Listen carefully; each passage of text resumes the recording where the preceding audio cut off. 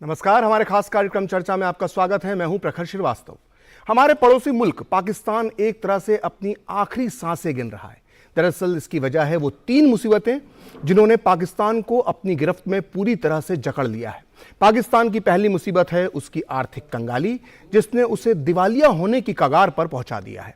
पाकिस्तान का खजाना पूरी तरह से खाली है और ऊपर से उसे ना तो अभी तक IMF से मदद मिली है और ना ही कोई दूसरा देश उसकी मदद करने को तैयार है। इसका नतीजा यह हुआ कि पाकिस्तान में लगातार बड़ी बड़ी कंपनियां बंद हो रही हैं। महंगाई का आलम यह है कि दूध 200 रुपए लीटर मिल रहा है और आम जनता दाने दाने को मोहताज हो गई है। पाकिस्तान की दूसरी मुसीबत है उसकी राजनीतिक अस्थिरता। सरकार में बैठी सत्ताधारी पार्टियां और विपक्ष के नेता इमरान खान के बीच तलवारें खिंची हुई हैं। वहीं आज पाकिस्तान के राष्ट्रपति डॉक्टर आरिफ अलवी ने बिना किसी को भरोसे में लिए पंजाब और खैबर में चुनाव का ऐलान कर दिया है। उधर इमरान खान पर गिरफ्तारी की तलवार लटकी हुई है। अब बात करते हैं पाकिस्तान की तीसरी मुसीबत की, जिसके लिए खुद पाकिस्तान का पाप जिम्मेदार है, और उस मुसीबत का नाम है आतंकवाद। पाकिस्तान के आतंकवादी संगठन तहरीक-ए-तालिबान पाकिस्तान ने पूरे मुल्क में कहर मचा रखा है। TTP के कहर से ना तो फौज महफूज है और ना ही पुलिस सुरक्षित है। आए दिन पाकिस्तान में आतंकी हमले हो रहे हैं। कुल मिलाकर ये 3 मुसीबतें पाकिस्तान का काल बनती दिख रही हैं। ऐसा लगता है कि 70 साल पहले जिस पाकिस्तान का निर्माण जिन्ना ने किया था, वो अब टूटने, बर्बाद होने और कंगाल होने की कगार पर पहुंच गया है।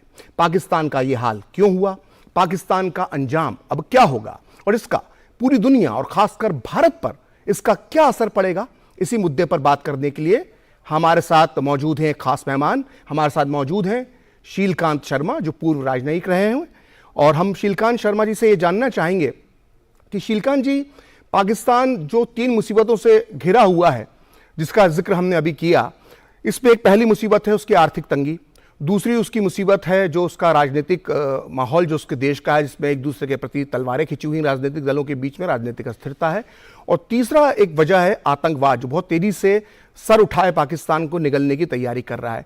तो इन 3 वजहों में से पाकिस्तान की बर्बादी की सबसे बड़ी वजह आप क्या मानते हैं? बर्बादी की तीनों वजह एक से बढ़कर एक हैं, क्योंकि आर्थिक समस्या जो है वो पाकिस्तान की गलत राजनीति के कारण हुई है। सालों दर साल उन्होंने टैक्स नहीं कलेक्ट किए, एक आर्मी को और एक एलीट को खुला छोड़ दिया, वो टैक्स ही नहीं देते थे, और जो खर्च थे वो बिल्कुल बेतहाशा खर्च थे, उस पर कोई नियंत्रण नहीं था। अभी भी जब 15 दिन पहले की खबर है कि जब इनको कहा गया कि आप फौज से खर्चे कम कीजिए, IMF ने कहा, तो उसके लिए वो तैयार नहीं थे, और दूसरे ही दिन उसके बाद फौज के लिए सप्लीमेंट्री बजट कुछ 495 करोड़ रुपए का दे दिया गया। तो उसका मतलब यह है कि वो दिखाना चाहते हैं कि हम खर्च करेंगे, हम ये बदल नहीं सकते।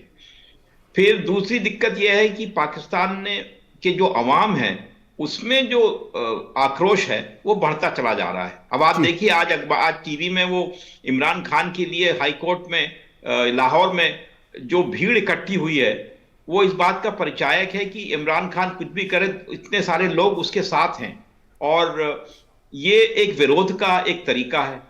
तो तीसरी बात यह है कि उनके जो सरकार में जो मंत्री हैं, डिफेंस मिनिस्टर, जो इंपॉर्टेंट मिनिस्टर हैं, वो खुद ही कहते हैं पाकिस्तान दिवालिया हो चुका है, पाकिस्तान डिफॉल्ट कर चुका है।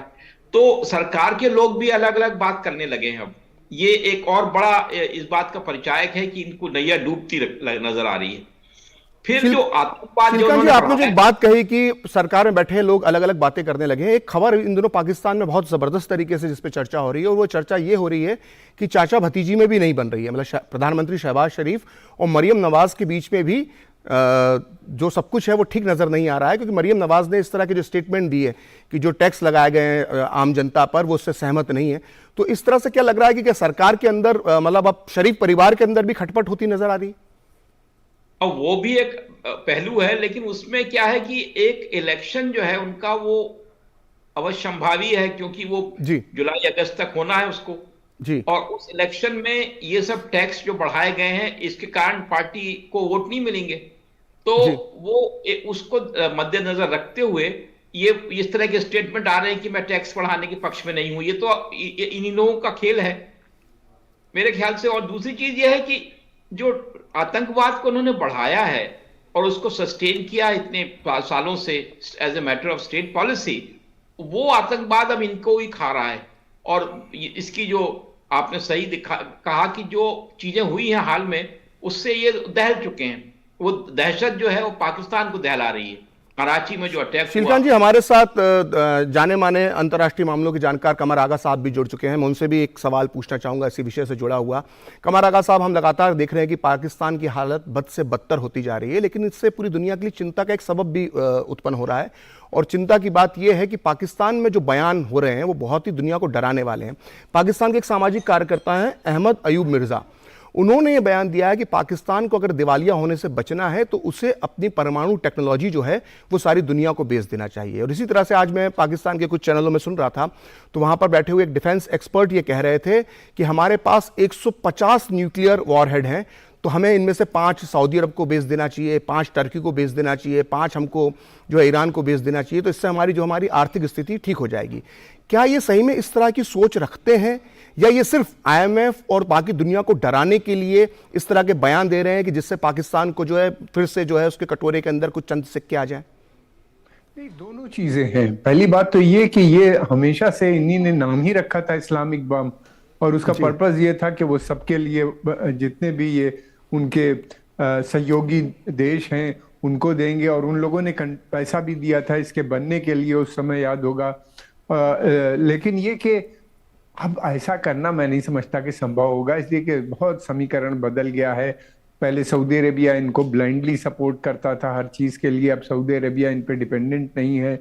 और वहां कमर आगा साहब कह रहे हैं अब संभव नहीं है, लेकिन हम पूर्व में देख चुके हैं कि किस तरह से कदीर साहब ने इस तरह के बम जो है नॉर्थ कोरिया को टेक्नोलॉजी ट्रांसफर की थी और लीबिया को की थी। नहीं, वो अलग बात थी। कोरिया को दे देना और अलग बात है, सऊदी अरेबिया या दूसरे देशों को देना वो अलग बात हो जाती है। दूसरी बात ये भी है कि खतरा इस बात का है कि इनके पास जो इनरिच यूरेनियम है वो आतंकवादी उस पर नजर लगाए बैठे हैं। अच्छा, वो बिकेगा या नहीं बिकेगा ये मुझे नहीं मालूम, अभी कहना जल्दी होगा। मुझे नहीं लगता कि कोई देश अभी इस स्थिति में है कि इनसे खरीद सके। और दूसरी बात यह कि अमेरिका इस तरह की हरकत, कोई भी जरा भी मूवमेंट होगा, अमेरिकन नो अबाउट दैट। सबके सैटेलाइट वहां पे है, भारत को भी पता चल जाएगा और अमेरिकन को भी हो जाएगा पता।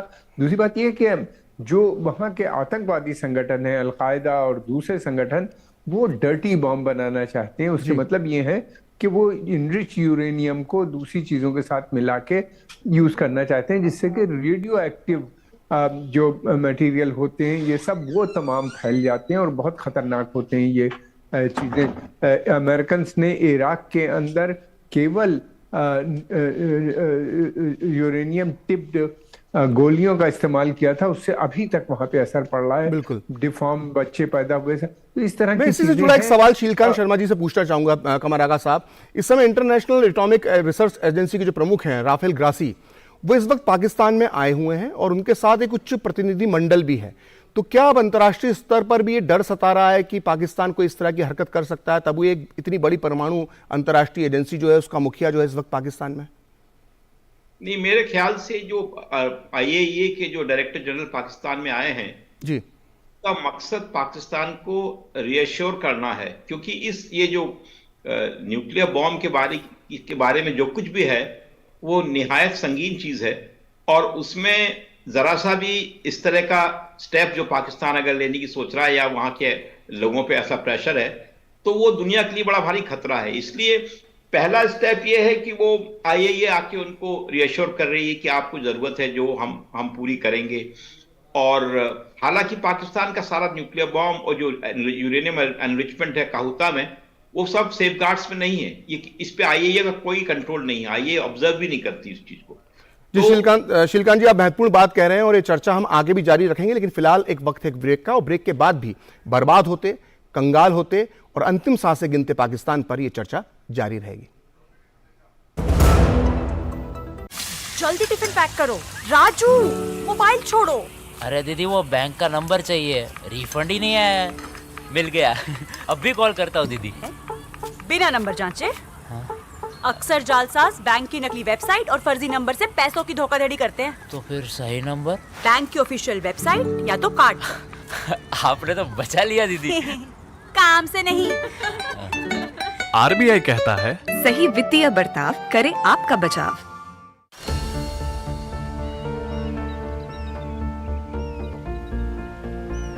जो बनकर मेरा हमसफर आएगा, सिर्फ उसी को फर्क नजर आएगा।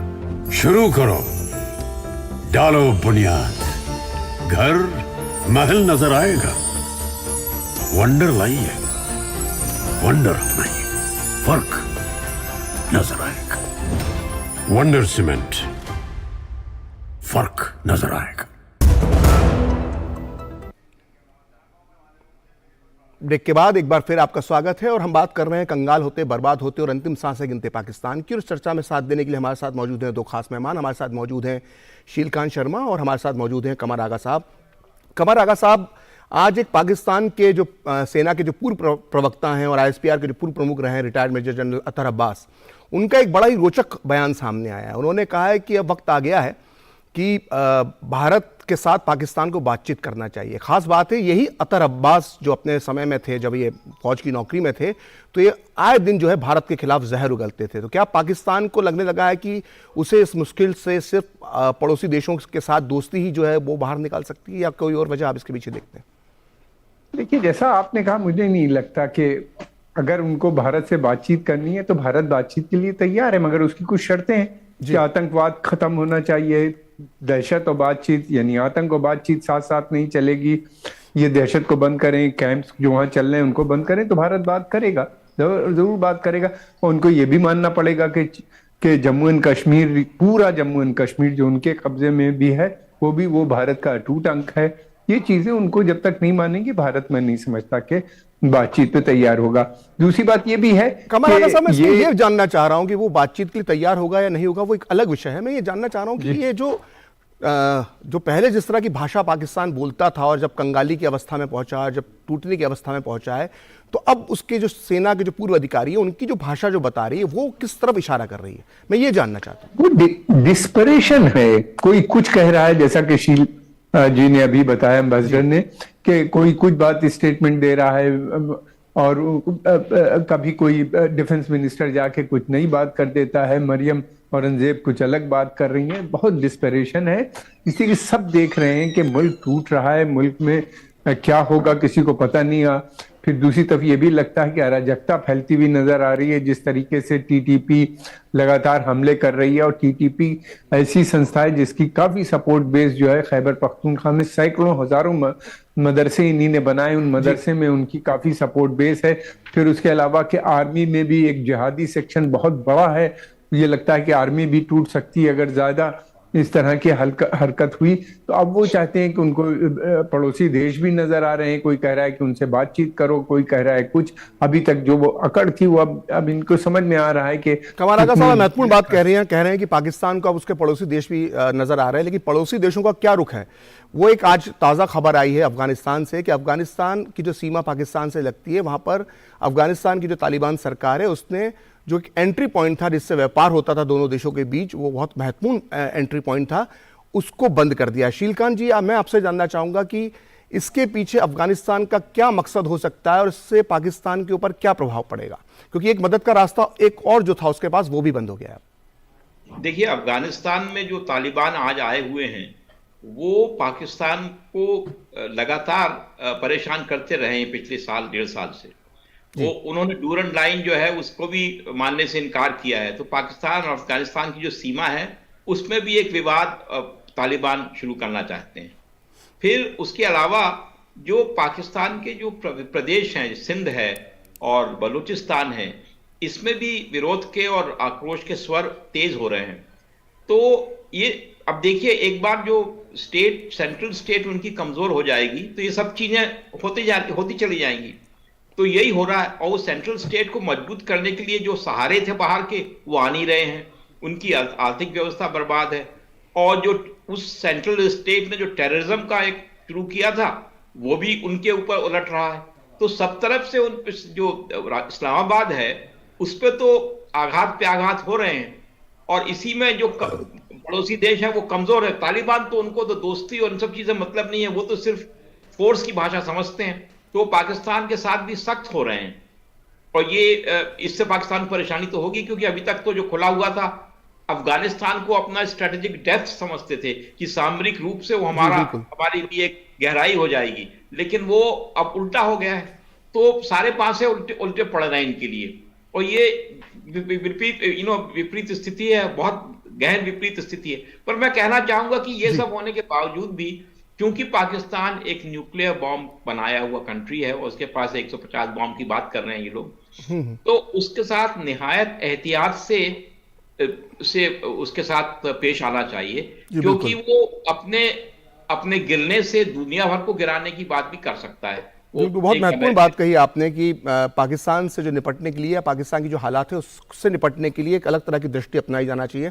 कमर आगा साहब, जो अभी आप थोड़ी देर पहले बात कर रहे थे कि पाकिस्तानी सेना के मनोबल की बात कर रहे थे, यहाँ पर एक बहुत दिलचस्प खबर आज फिर एक पाकिस्तान से आई है कि 23 मार्च को पाकिस्तान नेशनल डे मनाया जाता है। इसका इतिहास ये है कि 23 मार्च 1940 को लाहौर प्रस्ताव जिन्ना ने पारित किया था मुस्लिम लीग में, जिसमें अलग पाकिस्तान की मांग की गई थी, और उसी की याद में 23 मार्च को पाकिस्तान नेशनल डे मनाया जाता है। और उसमें एक परेड निकलती है और अपने हथियारों का प्रदर्शन, अपनी शक्ति का प्रदर्शन पाकिस्तान करता है। और अब ये एक रोचक खबर ये आ रही है कि इस पाकिस्तान नेशनल डे पर इस बार जो 23 मार्च को आने वाला है कुछ दिनों बाद, उस परेड को छोटा कर दिया गया है और उसमें भी कटौती की जा रही है। तो क्या ये जो सेना का मनोबल जो कमजोर हो रहा है, क्योंकि सेना के लोग भी जो निचले स्तर के जो अधिकारी हैं या जवान हैं या फौज के छोटे अधिकारी हैं, उनके ऊपर इस महंगाई का, इस मुसीबत का फर्क पड़ रहा है। तो सेना का मनोबल अगर कमजोर होता है तो इसमें पाकिस्तान पर क्या असर आप इसको देखते हैं इस पर? देखिए, अगर सेना का मनोबल कम होता है तो और बड़ी प्रॉब्लम खड़ी हो जाएगी उनके लिए, इसलिए कि फिर इसके मतलब ये कि सेना भिन्न उसमें बढ़ जाएगी, टूट जाएगी, कुछ भी हो सकता है। जिहादी एक तरफ होंगे, दूसरे ग्रुप अलग होंगे। इस तरह के हमने देखा, इस तरह के मुल्कों में जहां सेना बहुत समय तक अपना रूल करती है, तो इनमें एक स्टेज वो आती है कि सेना स्वयं टूट जाती है, इसलिए कि सेना सत्ता किसी भी शर्त पे सिविलियन गवर्नमेंट के को नहीं देती है। दूसरी बात यह कि पाकिस्तान में इस समय जो स्थिति है वो बहुत नाजुक है, और हमने देखा है कि जब भी पाकिस्तान के अंदर स्थिति खराब होती है तो सेना स्वयं सत्ता हासिल कर लेती है। तो मुझे ऐसा लगता है कि जिस प्रकार के हालात हो रहे हैं, इसमें मुझे कोई ताज्जुब नहीं होगा कि सेना दोबारा से वहां कोशिश करे या स्वयं सत्ता हासिल करे, इसलिए कि पॉलिटिकल इस्टेब्लिशमेंट जो है उनका पूरी तरीके से फेल हो गया है। उनके एलाइज जितने भी थे, जो उनके सहयोगी देश थे, वो इनको सपोर्ट नहीं कर रहे हैं। और इस स्थिति में मैं समझता हूं कि अंतर्राष्ट्रीय समुदाय को चाहिए कि वो यूनाइटेड नेशन और उसके ऊपर एक प्रस्ताव पार करके उनकी जो न्यूक्लियर असेट्स हैं उनके ऊपर ध्यान दे, और उनके ऊपर एक अपना कब्जा होना चाहिए, या जो भी हो। जिस तरीके से आईएए के चीफ वहां पे मौजूद हैं, मेरा ख्याल है वो जरूर इस तरह की बातें करेंगे। ये बहुत बड़ी कंसर्न है, और ये मसला यूनाइटेड नेशंस में भी उठना चाहिए, सिक्योरिटी काउंसिल पे इस पे बहस होनी चाहिए। जी, आपने बहुत बड़ी बात कही है कि ये मसला जो है सिक्योरिटी काउंसिल में भी उठना चाहिए और अंतर्राष्ट्रीय जगत को इसको चिंता की नजर से देखना चाहिए। अभी फिलहाल एक वक्त है ब्रेक का, और ब्रेक के बाद भी ये महत्वपूर्ण चर्चा जारी रहेगी। जल्दी टिफिन पैक करो। राजू, मोबाइल छोड़ो। अरे दीदी, वो बैंक का नंबर चाहिए, रिफंड ही नहीं आया है। मिल गया। अब भी कॉल करता हूँ दीदी। बिना नंबर जांचे? अक्सर जालसाज बैंक की नकली वेबसाइट और फर्जी नंबर से पैसों की धोखाधड़ी करते हैं। तो फिर सही नंबर? बैंक की ऑफिशियल वेबसाइट या तो कार्ड। आपने तो बचा लिया दीदी। काम से नहीं। आरबीआई कहता है, सही वित्तीय बर्ताव करे आपका बचाव।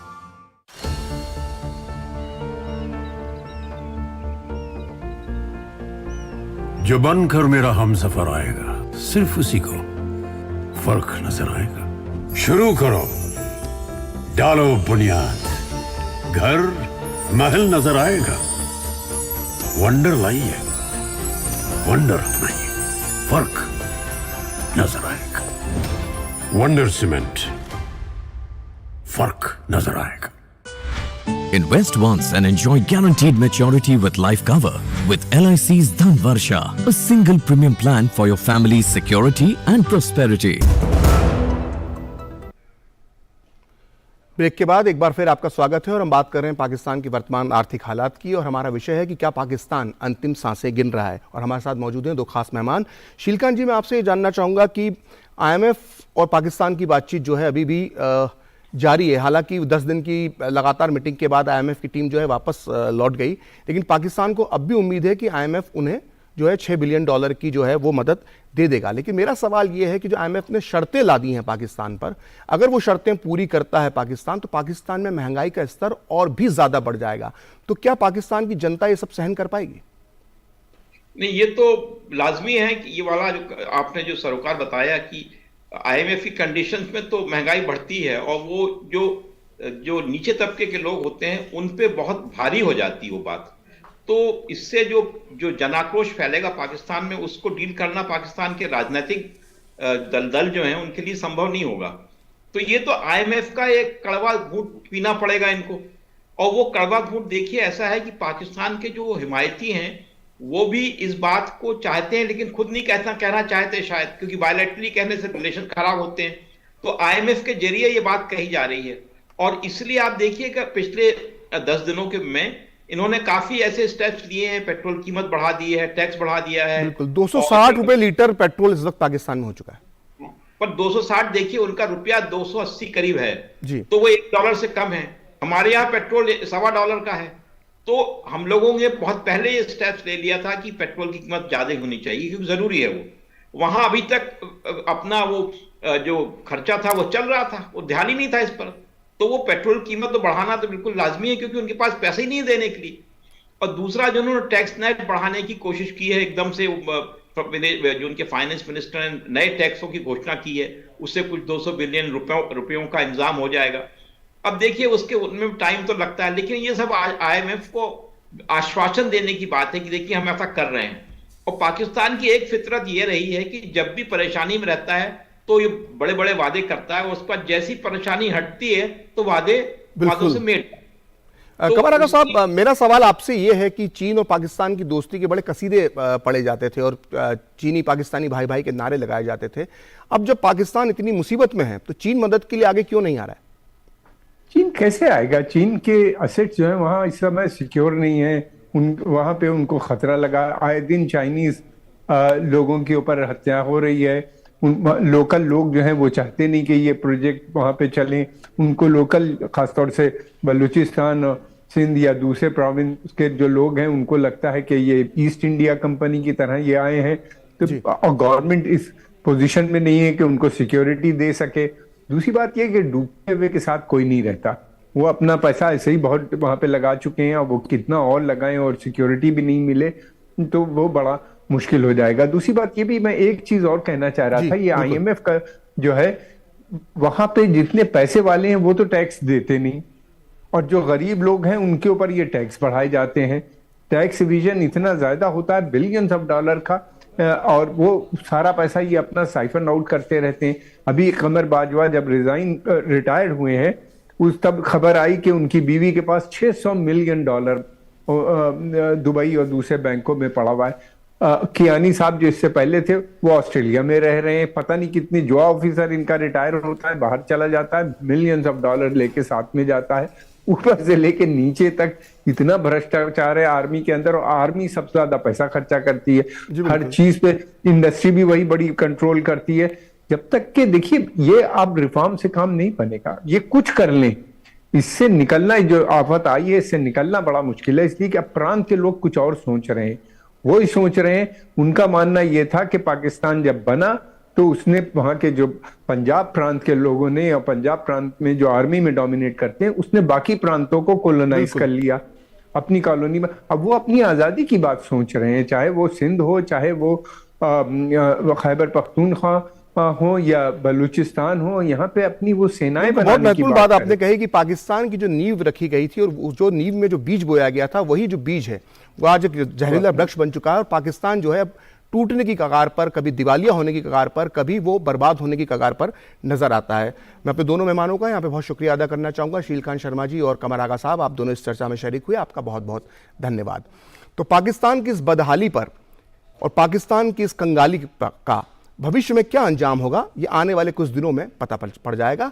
लेकिन अभी वक्त हो चुका है इस कार्यक्रम को समाप्त करने का। मुझे दीजिए इजाजत। देखते रहिए डीडी न्यूज।